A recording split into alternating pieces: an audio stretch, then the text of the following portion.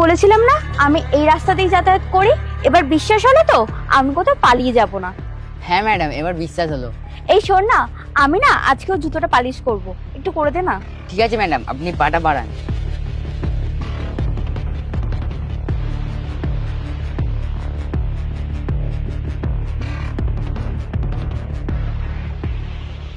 হয়ে গেছে ম্যাডাম। আজকের দিনেরটা আর আগের দিনেরটা নিয়ে আপনার 20 টাকা হয়েছে।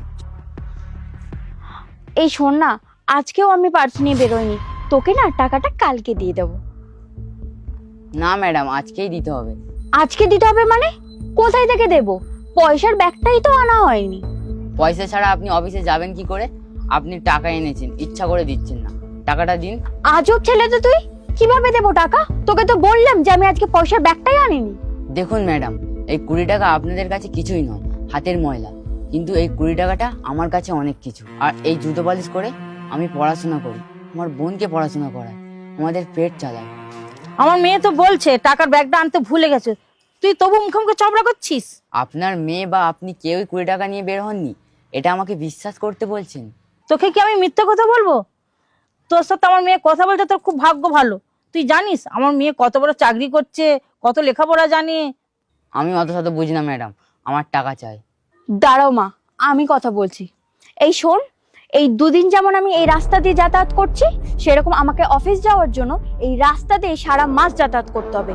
তুই আজকের দিনটা একটু কষ্ট করে নে, কাল এসে তোর আমি সব টাকাটাই দিয়ে দেবো।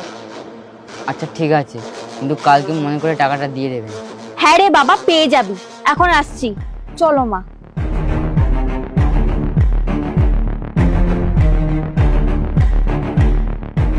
শোনো না মা, কাল থেকে তোমাকে আর আসতে হবে না।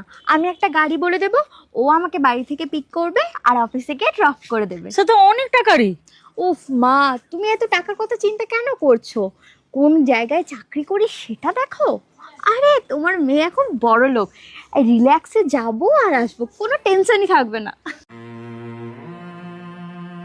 এই আজকে সেই ছেলেটা বসেছে রে, কি বলে কাটাবি? এক কাজ করো, আজকে আর ওর দিকে তাকানোর দরকার নেই, সোজা হেঁটে চলে যায়। চলো। আরে ম্যাডাম, আমার টাকাটা দিয়ে যান।